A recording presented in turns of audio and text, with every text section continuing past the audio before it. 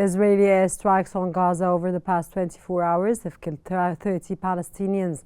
Palestinian media reported strikes near Kamal Adwan Hospital in Beit Lahia and a home in Al Shati camp, killing 4 and injuring others.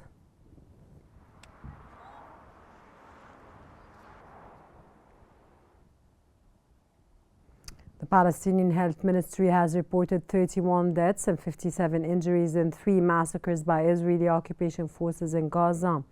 Total casualties since October the 7th, 2023 have now amounted to 45,885 deaths and 109,196 injuries.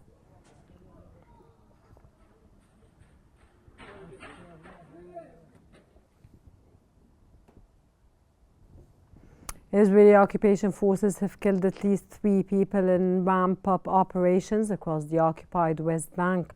The Palestinian Health Ministry reported that an 18-year-old was killed overnight in an Israeli airstrike in Tamun town northeast of Nablus city, while a 40-year-old man was shot dead in the nearby village of Talouza. The official Palestinian news agency also reported a second Palestinian killed in a strike in Tamun.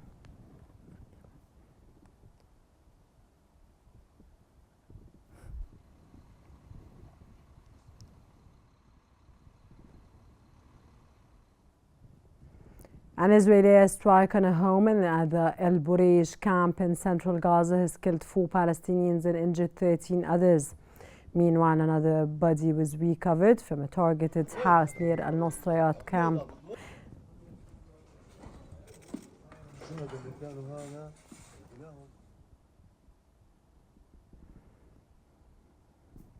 The Israeli military has confirmed the death of a commander from its 932nd Battalion in northern Gaza. This adds to earlier reports of 2 soldiers' death and severe injuries amid ongoing clashes.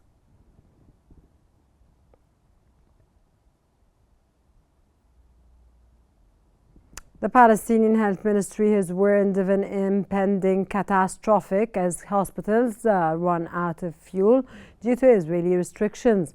The crisis stems from Israeli restrictions in fuel entering Gaza since the war began, leaving critical facilities such as oxygen stations, medicine storage units and the incubators at risk of shutting down. The ministry also accused Israel of forcing aid convoys to take dangerous routes prone to theft, further complicating the delivery of essential supplies to the besieged enclave.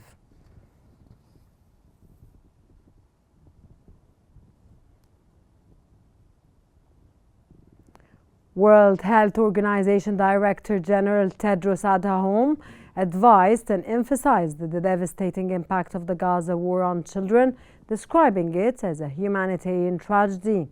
He revealed that 7 newborns died in December due to freezing conditions as shelters for displaced families lack basic heating. Tedros called for an immediate ceasefire to prevent further loss of innocent lives, stressing that children in Gaza are bearing the brunt of the ongoing conflict and dire living conditions.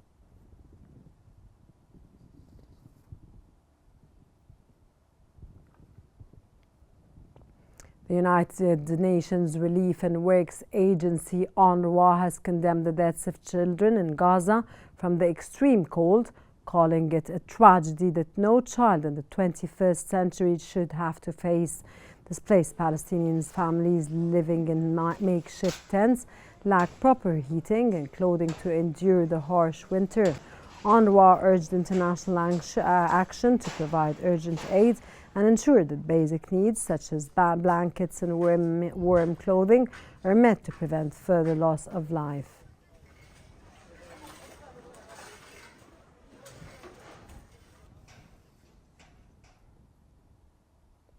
Israeli opposition leader Lapid has criticized Prime Minister Benjamin Netanyahu, accusing him of failing to secure the release of captives held in Gaza since October the 7th of the year 2023. Lapid stated that Israel's continued military presence in Gaza hinders a comprehensive deal for their release and contradicts the nation's political and security interests. He called for an immediate halt to the war, citing unprecedented public support for a ceasefire and a negotiated agreement.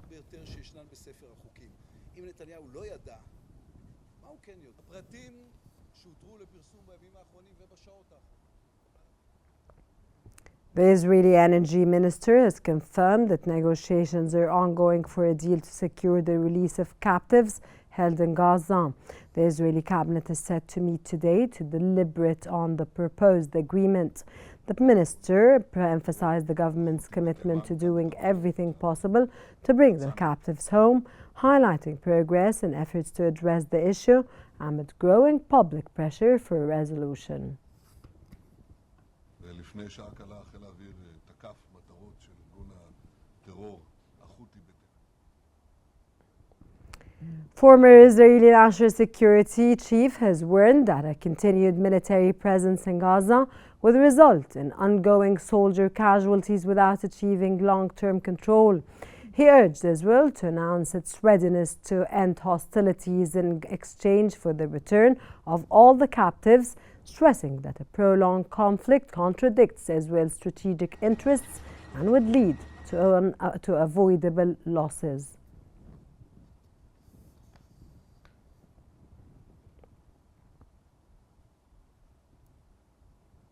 The Palestinian Foreign Ministry has urged the international community to take decisive action to halt what it described as genocide and forced displacement in Gaza. It called for practical measures towards implementing a two-state solution and condemned the statements by Israeli officials advocating collective punishment. The ministry warned that such actions escalate violence and undermine efforts towards peace and stability.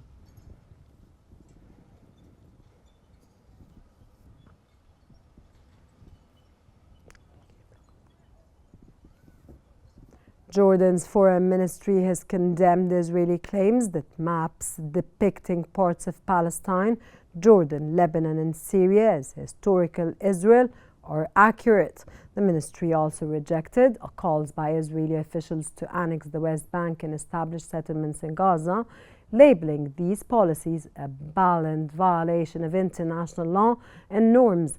Jordan reiterated its stance against actions that escalate tensions in the region.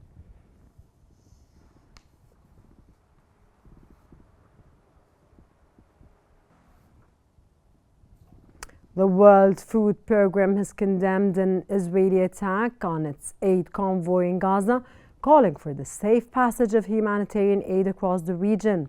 In a statement, the WFP described Sunday's shooting near the Wadi Gaza checkpoint as a horrifying incident in which Israeli forces targeted a clearly marked convoy, endangering staff lives and immobilizing the vehicles. The organization urged all parties to ensure that humanitarian operations can proceed safely and without obstruction.